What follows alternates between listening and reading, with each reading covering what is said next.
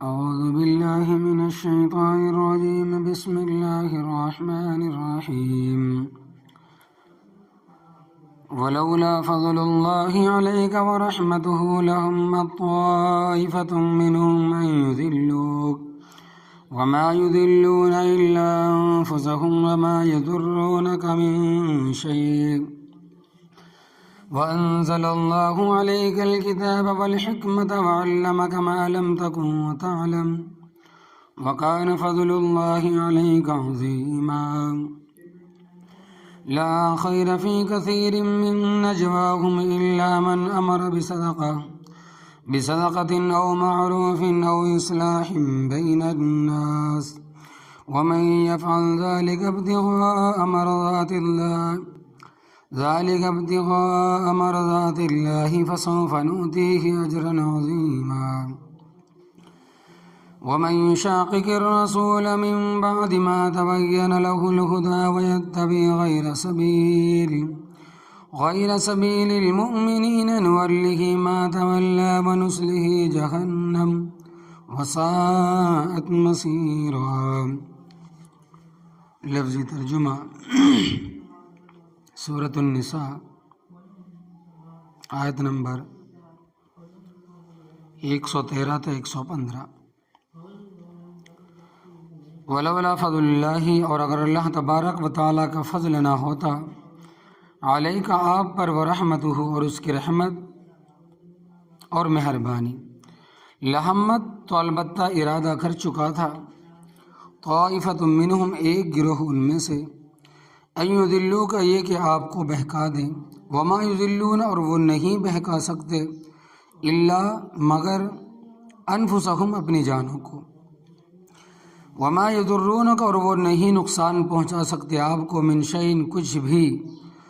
وانزل اللہ اور نازل کی اللہ تبارک و تعالیٰ نے، علیک آپ پر، الکتاب والحکمت کتاب اور سنت اور حدیث، وعلمک اور تعلیم دی اللہ تبارک و تعالیٰ نے آپ کو، ما ان چیزوں کی، لم تکن تعلم جو آپ نہیں جانتے تھے، وکان فضل اللہ اور ہے اللہ تبارک و تعالیٰ کا فضل، علیک آپ پر، عظیماً بہت بڑا، لا خیر فی کثیر نہیں کوئی بہتری بہت سی، من نجواہم ان کے سرگوشیوں میں، الا من امر بصدقۃ مگر وہ شخص جو حکم کرے صدقہ خیرات کا، و معروف یہ کسی بھلائی کا، او اصلاح بین الناس یا لوگوں کے درمیان اصلاح کرنے کا، ومن یفعل ذلک اور جو شخص یہ کام کرے گا، ابتغاء چاہتے ہوئے، مرضات اللہ اللہ تبارک و تعالیٰ کی رضا، فسوف ان قریب، نوتیہ ہم اس کو دیں گے، اجرا عظیما اجر بہت بڑا، ومن اور وہ شخص، یشاقق الرسول جس نے مخالفت کی رسول اللہ صلی اللہ علیہ وسلم کی، من بعد ما تبین لہ بعد اس کے کہ خوب واضح ہو گئے اس کے سامنے، الہدیٰ ہدایت، ویتبع اور اس نے پیروی کی، غیر سبیل المؤمنین مومنوں کے راستے کے علاوہ کسی اور راستے کے، نولہ ہم اس کو چلا دیں گے، ما تولا جس طرف کو وہ چلنا چاہتا ہے، ونصلہ جہنم اور ہم اس کو داخل کریں گے دوزخ میں، وساءت مصیراً اور بہت برا ٹھکانہ ہے۔ تمام حضرات کے سامنے اس سے پہلے رکوع میں یہ واقعہ بیان ہوا تھا کہ مدینہ طیبہ میں ایک خاندان تھا، طعمہ ابن ابیرق، اس خاندان کے اکثر لوگ منافق تھے، مگر نمازیں اور جمعہ باقاعدگی کے ساتھ ادا کرتے تھے، بلکہ پہلی صفوں میں بیٹھے ہوتے تھے، وعظ و نصیحت، درس کی مجلسوں میں بھی حاضر رہتے تھے۔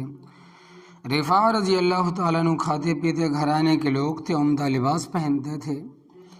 ان منافقین کے ایک مرد نے حضرت رفاع رضی اللہ تعالیٰ عنہ کے گھر سے چوری کر لی۔ حضرت رفاع رضی اللہ تعالیٰ عنہ عمر رسیدہ صحابی تھے، جن کے منہ کے دانت بھی گر چکے تھے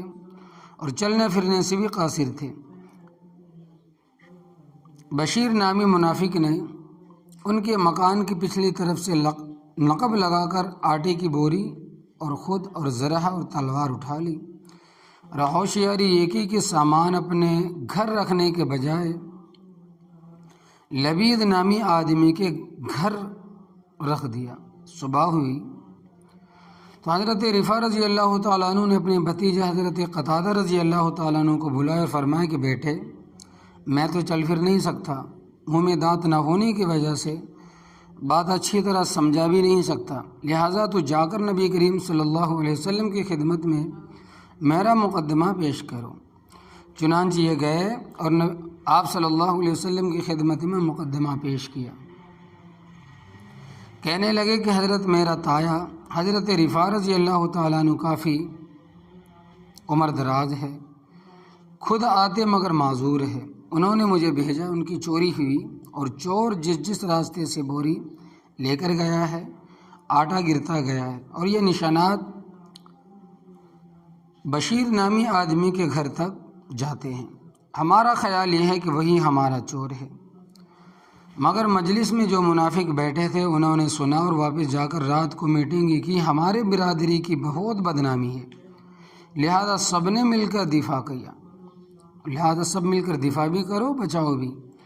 اور نبی کریم صلی اللہ علیہ وسلم سے جا کر کہو کہ ہمارا آدمی چور نہیں ہے، اور اس نقطے پر بات کرو کہ مدعی مواقع کے گواہ پیش کرے،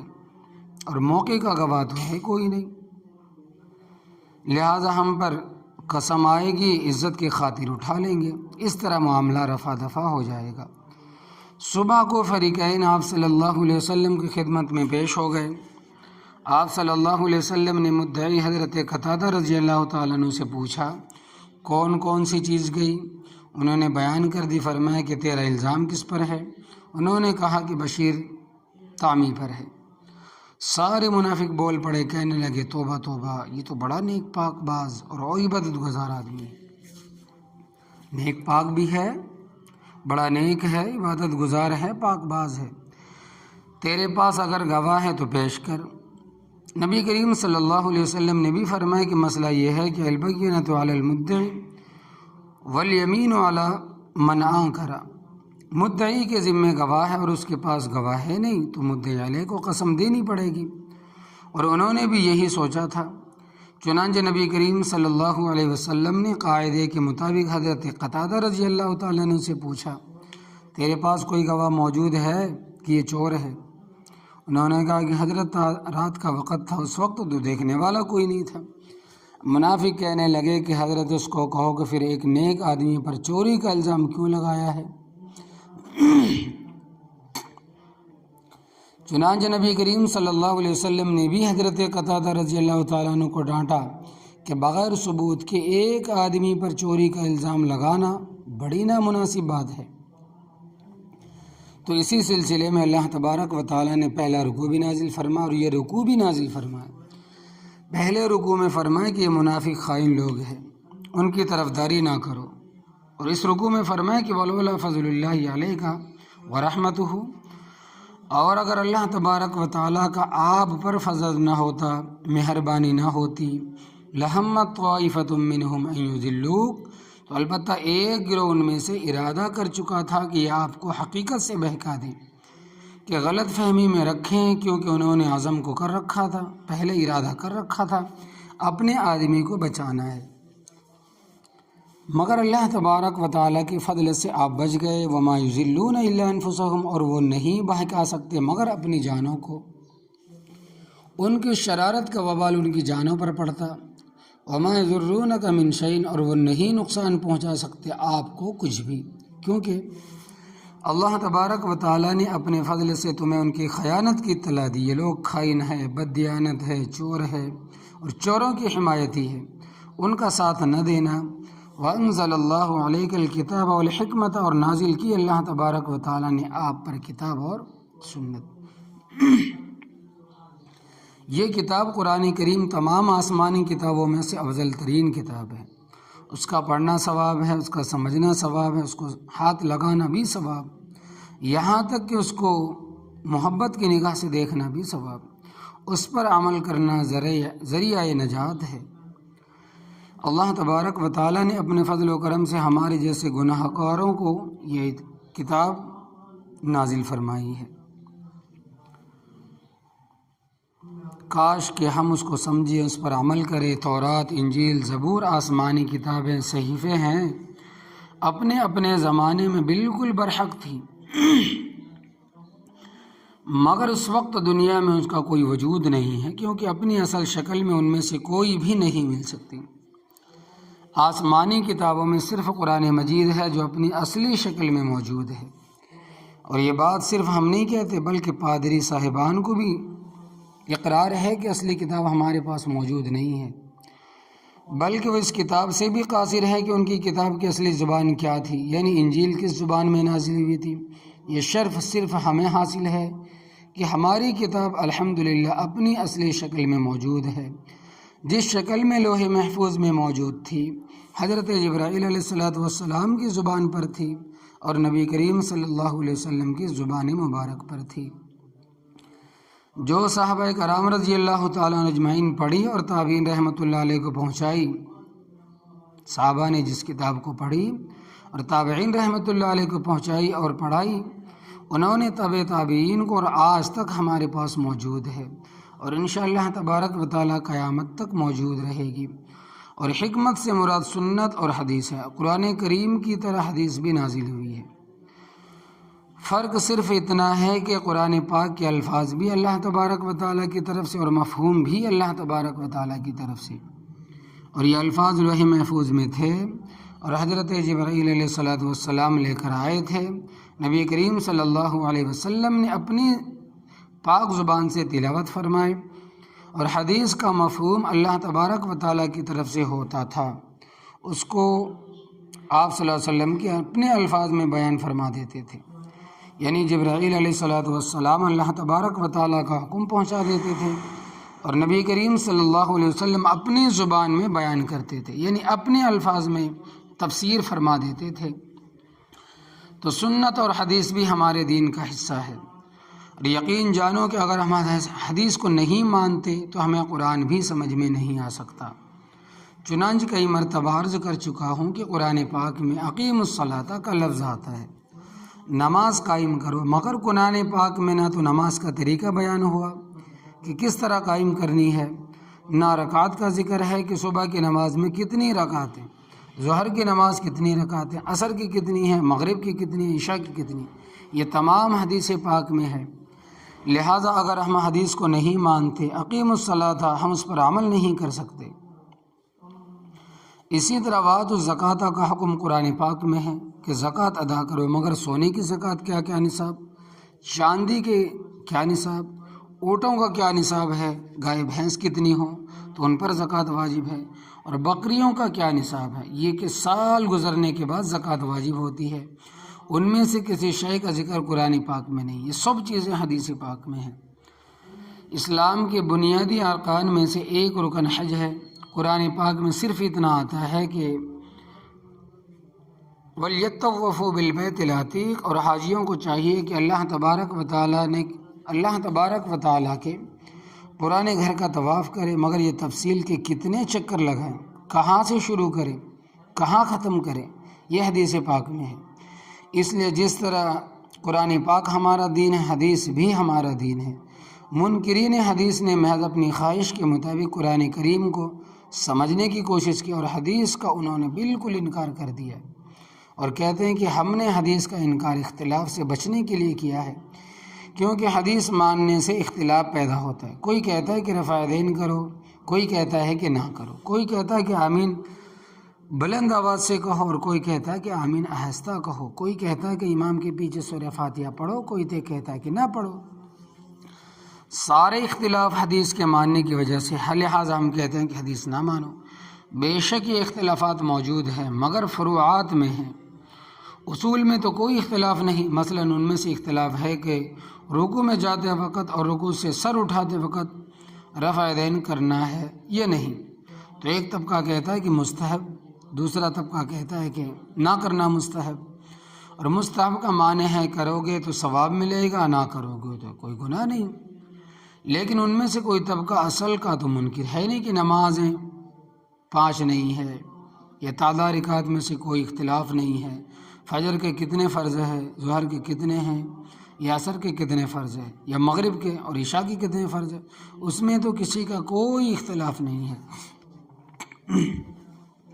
اور منکرین حدیث کا ایک گروہ کہتا ہے کہ نمازیں 2 ہیں اور دوسرا کہتا ہے کہ 3 ہیں، اور ایک گروہ کہتا ہے کہ 5 اور ایک گروہ کہتا ہے کہ 6 نمازیں، اور رکعت کے متعلق بھی ان میں اختلاف ہے، اور سجدوں میں بھی اختلاف ہے۔ کوئی کہتا ہے کہ ایک رکعت میں 1 سجدہ اور کوئی کہتا ہے کہ 2 سجدے ہیں، تو حدیث کے انکار سے تو اصل میں اختلاف کر بیٹھے۔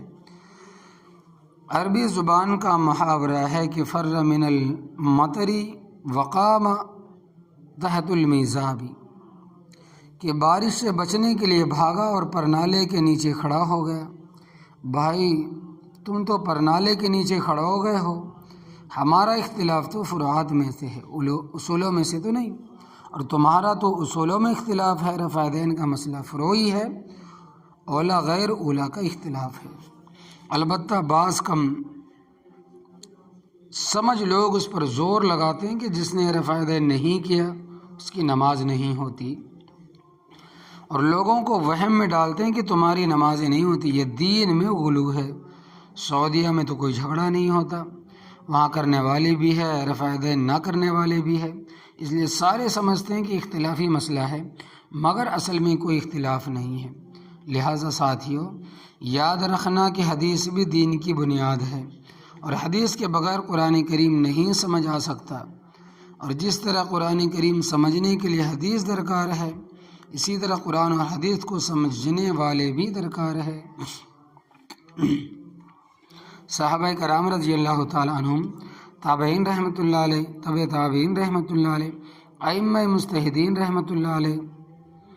فقہاء کرام اور محدثین رحمۃ اللہ علیہ، اور بزرگان دین رحمۃ اللہ علیہ،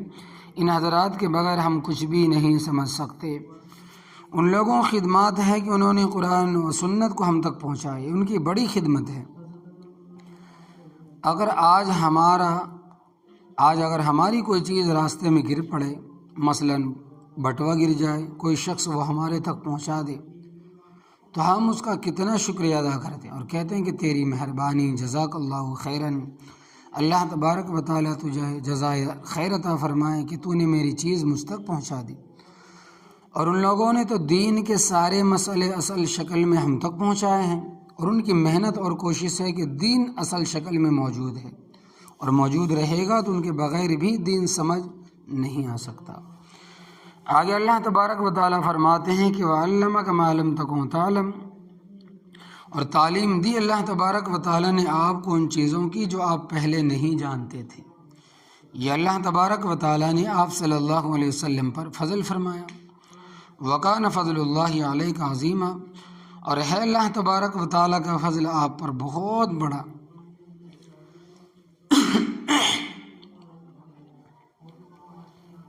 کہ آپ صلی اللہ علیہ وسلم کو تمام مخلوقات میں برگزیدہ بنایا، اور آپ صلی اللہ علیہ وسلم کو خاتم النبیین بنایا، اور قیامت والدین تمام انبیاء کرام علیہ الصلاۃ والسلام آپ صلی اللہ علیہ وسلم کے جھنڈے کے نیچے جمع ہوں گے۔ پہلے بیان ہو چکا ہے کہ سارے منافقین نے مل کر پروگرام بنایا، چور بشیر کو سچا ثابت کرو، اس کے لیے انہوں نے مشورہ کیا۔ اللہ تبارک و تعالیٰ فرماتے ہیں کہ لا خیر فی کثیر من نجواہم، نہیں کوئی بہتری بہت سی ان کی سرگوشیوں میں، یعنی ان کے بہت سے پوشیدہ مشوروں میں کچھ بہتری نہیں۔ ہاں الا من امر بصدقۃ او معروف، مگر وہ شخص جو حکم کرے خیرات کا یا کسی بھلائی کا، مثلا کسی آدمی سے کسی نے سوال کیا اور یہ خود دے نہیں سکتا، مگر کسی مالدار کے کان میں کہتا ہے کہ بھائی یہ شخص واقعی محتاج ہے، مستحق ہے، اور مجھے توفیق نہیں ہے، تو اس کی مدد کر۔ تو اس طرح خیرات کا کہنے میں کوئی حرج نہیں، اور معروف یہ ہے کہ آہستہ سا کسی کے کان میں نیکی کی بات ڈالنا کہ بھائی جان یہ کام اس طرح کرو، اس میں بھلائی ہے، کیونکہ بعض ایسے ہوتے ہیں کہ ان کو آہستہ بات کہو تو سمجھ جاتے، اور اگر لوگوں کے سامنے کہو تو نہیں مانتے۔ اور اصلاح بین الناس، یہ لوگوں کے درمیان اصلاح کرنے کا مشورہ دے کر بھائی معاملے کو نہ بگاڑو، فساد نہ کرو، آپس میں نہ اتفاق اور اختلاف اچھی بات نہیں ہے بلکہ بہت بری چیز ہے،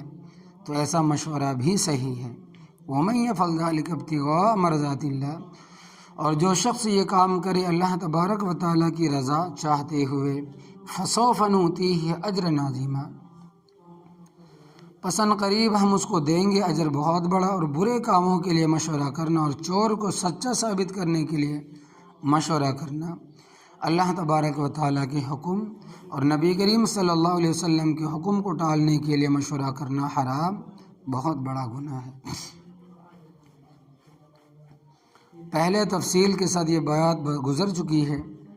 کہ جب قرآن کریم کی آیتیں نازل ہوئیں اور مسئلے میں کوئی اخفا نہ رہا، یعنی کہ کوئی ڈھکی چھپی بات نہ رہی، تو وہ منافق چور کھلے طور پر کافر ہو گیا، کہنے لگا کہ مجھے ایسے اسلام کی ضرورت ہی نہیں جس میں لوگوں کی بے عزتی ہو۔ مرتد ہو کر مکہ مکرمہ چلا گیا، وہاں سلافہ نامی عورت جو اسی قسم کی تھی اس کے پاس جا کے ٹھہرا،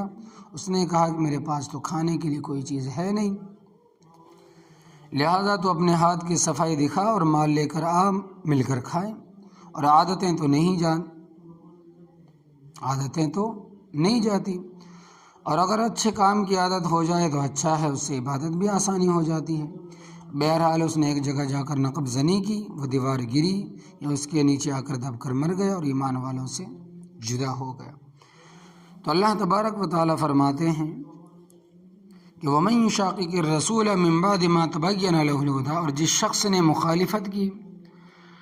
رسول صلی اللہ علیہ وسلم کی بعد اس کے کہ خوب واضح ہو گئے اس کے سامنے ہدایت، وَيَتَّبِعْ غَيْرَ سَبِيلِ الْمُؤْمِنِينَ، اور پیروی کی اس نے مومنوں کے راستے کے علاوہ کسی اور راستے کے، نُوَلِّهِ مَا تَوَلَّىٰ، ہم اس کو چلا دیں گے، ہم اس کو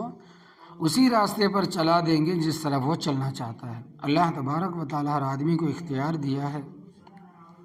اللہ تبارک و تعالیٰ نے ہر آدمی کو اختیار دیا، چاہے تو حق کو قبول کرے یا کفر اختیار کرے۔ فرمایا کہ الحق من ربکم، حق تیرے رب کی طرف سے ہے، فمن شاء فلیؤمن ومن شاء فلیکفر، پس چاہے ایمان لائے اور جو چاہے کفر کرے۔ ایمان اختیار کرنے میں بھی انسان با اختیار ہے، اور کفر اختیار کرنے میں بھی انسان کی مرضی کا دخل ہے۔ اللہ تبارک و تعالیٰ نے نہ ایمان پر کسی کو مجبور کیا نہ کفر پر، اپنی مرضی سے جو نوکی پر چلے گا اللہ تبارک و تعالیٰ اس کو ادھر چلا دیں گے، اگر برے راستے پر چلے گا تو اللہ تبارک و تعالیٰ ادھر چلا دیں گے۔ حضرت امام شافعی رحمۃ اللہ علیہ 4 اماموں میں سے ایک ہیں اور بڑے بلند پائے کے امام ہیں۔ انہوں نے اس مسئلے پر دلیل تلاش کرنے کے لیے اجماع امت حجت ہے، قرآن پڑھنا شروع کیا، ایک دفعہ سرسری طور پر پڑھا، دوسری دفعہ سارے قرآن کریم کو پڑھا، تیسری دفعہ یہ آیت کریمہ سامنے آئی کہ وَمَن يُشَاقِقِ الرَّسُولَ مِن بَعْدِ مَا تَبَيَّنَ لَهُ الْهُدَىٰ، اور جس نے مخالفت کی رسول صلی اللہ علیہ وسلم کی جب ہدایت اس کے سامنے خوب واضح ہو گئی، وَيَتَّبِعْ غَيْرَ سَبِيلِ الْمُؤْمِنِينَ،